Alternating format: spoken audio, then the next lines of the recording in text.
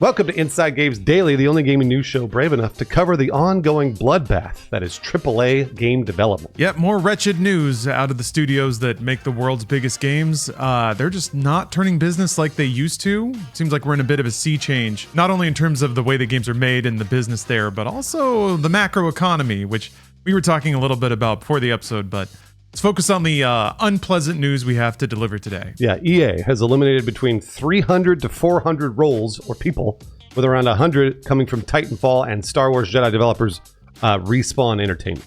Sucks. Yeah. One of the bright spots of EA. Bloomberg reports that Respawn has canceled a game in the Titanfall universe accordingly.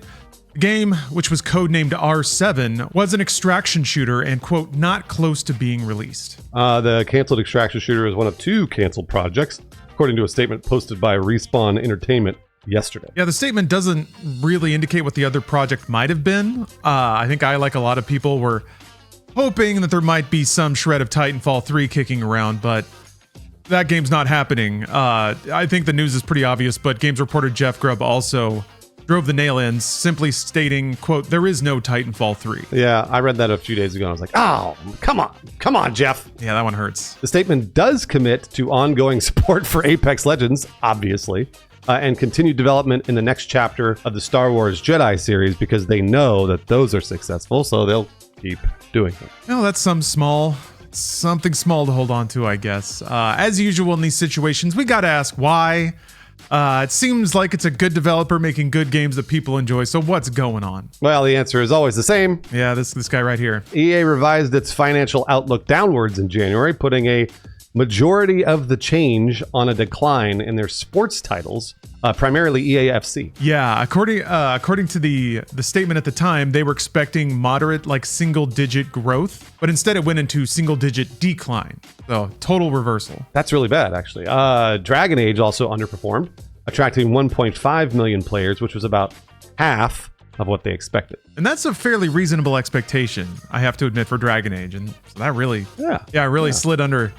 EA CEO Andrew Wilson said this at the time. Quote, during Q3, we continued to deliver high-quality games and experiences across our portfolio.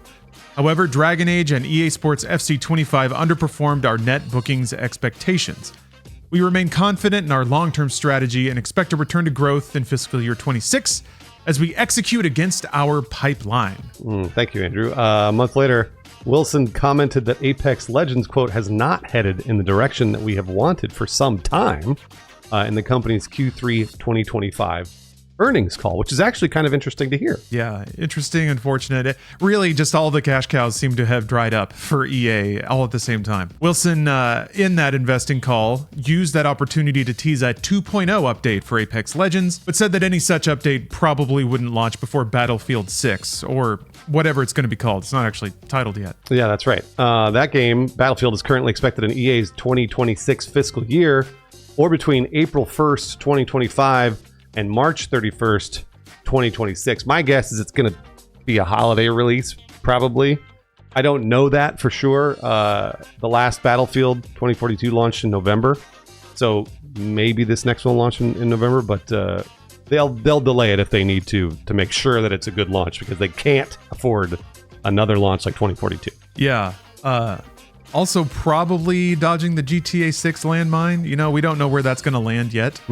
I don't think anybody wants to be the game where somebody goes into a GameStop or logs online and they have money to buy one game. We all know which one it's going to be. So you don't want to be that other game that doesn't get bought. So we'll see how that shakes out. On the EA side of things, IGN's Rebecca Valentine reports that the layoffs mostly impacted EA's experiences team, which is focused on customer support, marketing, and EA's fan care team. This is, as sad as this is, not even the first round of layoffs that have happened at EA proper or even at EA-owned developers. It's been a rough couple of years since the COVID boom. Yeah, EA laid off about 670 people in March of 2024, which accounted for 5% of its global staff at the time. So that's a huge layoff last year. And this is another one. So now they've cut 10+% of their entire company. Ugh. And then that's in addition to smaller waves of layoffs that occurred at BioWare and Codemasters. So it's been brutal. Yeah, is there any hope on the horizon for EA? Really is the question here, because we all, you got the usual sports games, F1 25, EA Sports College Football, Madden.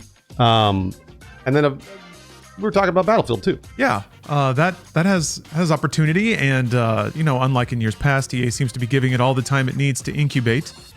They have another crop of titles that are in the oven right now that might appeal to John Q Six-Pack Gamer. There's Skate, untitled free-to-play Skate, untitled Battlefield, an untitled Black Panther game, and the recently announced Star Wars Zero Company. It's being made by Respawn.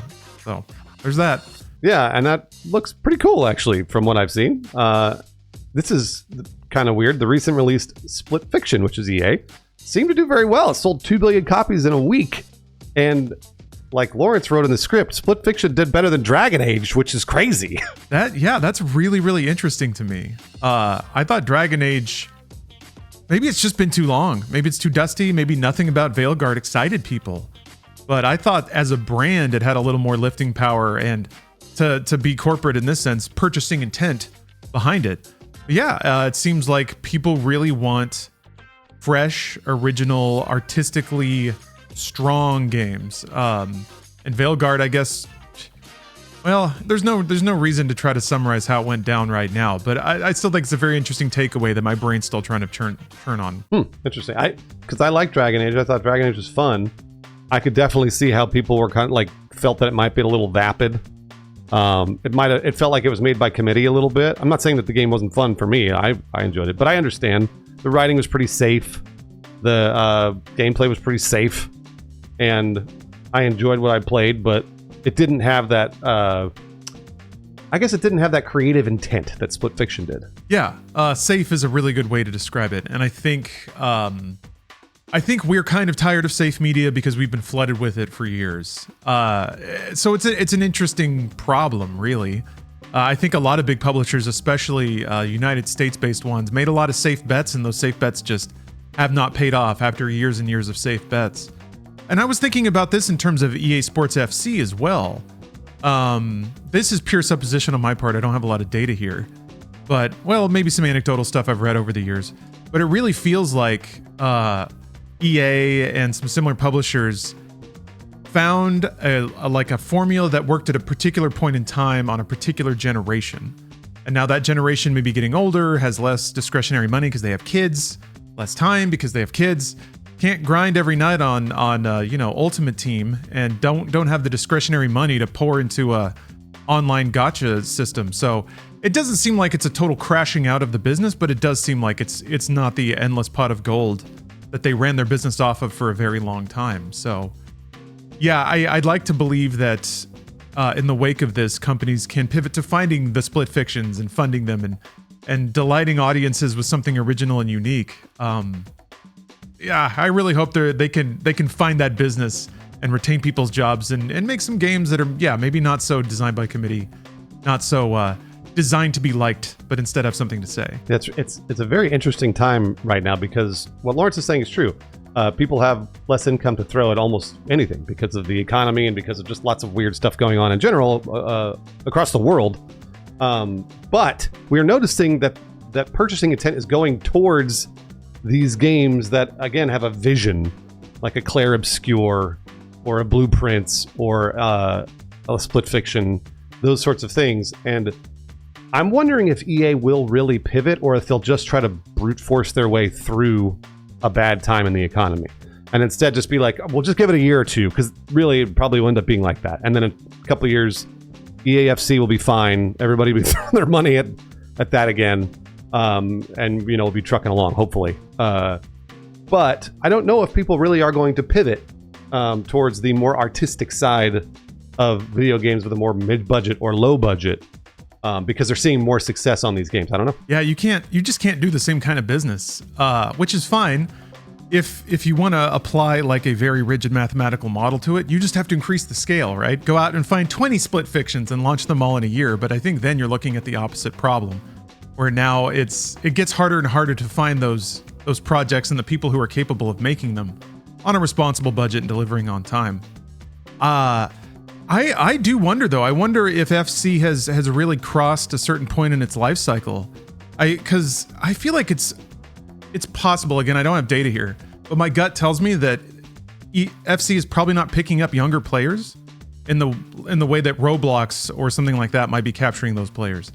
So when it comes to being swallowed up by a gaming ecosystem and having it suck all the money out of your pockets, it seems like FC or the games that really hit in the 2000s when microtransactions suddenly became a new business model.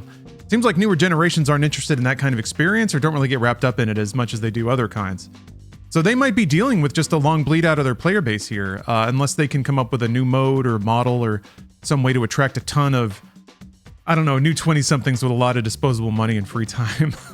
No, you're right, because we've seen the data. The data points to exactly what you say, which is people are playing Fortnite. They're playing Roblox. They're playing Minecraft. Minecraft doesn't even really microtransaction supported, but Fortnite is just a literal, trash can full of money. Just like literally just people throwing money in it over and over and over for years and years. And EA's been looking for that when they had it with Ultimate Team, and they don't anymore. So this is a very interesting thing where they have to figure out how they pivot to that sort of project. Sony's been trying it with their games as a service games and failing. And everyone, we always talk about on the show, everyone's always looking for that cash cow. Like, so what these people are making is like, I'm sure EA's like, hey, thanks, Split Fiction, great. But if there's no microtransactions, so it's like, whatever. So there's going to be a year long, hopefully, maybe it sells a lot of copies. This is 10 million copies. That'd be great, right? It sold 10 million copies. Wow. But it didn't do 7 years worth of business. It didn't do 10 million copies per year. And that's the thing that EA and all these other companies are looking for. To bring it back to, we like to talk about the business implications of this a lot because I'm really fascinated by trends. I'm also really fascinated at the particularities of the games business, which is there's a certain kind of terror involved, I think, in putting your creative stakes in the ground 6 years or 5 years before a game even comes out. So we as consumers can look at certain products and be like, well, of course no one wants this now, but there's it didn't look like that 5 years ago. So you set your objective out in the fog and you hope you get there, and when you get there, everyone's happy to see you, but it just doesn't work out that way sometimes. And what sucks is the ultimate tragedy of it is that hundreds of people are the ones who are affected by this. So I don't know. Just kind of in context of us talking about the business, we say this every time, but Bruce and I have both been through this particular cycle a ton, where an executive with money on their mind makes a decision, and then 3 years later, everybody else has to look for jobs now. So for what it's worth, we both empathize heavily with anyone caught up in this situation or affected by it, and we hope the best. Yeah, we normally do, make up little jokey titles for our patrons, people that support our Patreon here, but really we are just eternally grateful to them for supporting us and making it so that we don't have to go through that terrible wash cycle of getting laid off by an executive who suffers no consequences usually. Right, yeah. So they get a bonus and then get a better job somewhere else. Yeah. So thank you for allowing us to keep doing what we're doing in an increasingly volatile landscape. Just a Chair and Baron 5X. Yeah, thank you very, very much. Really. We've been through the ringer a number of times, and it's your support that helps us keep us out of that and focused on analyzing gaming news. So thank you, UESC Battleroid and Jambers87.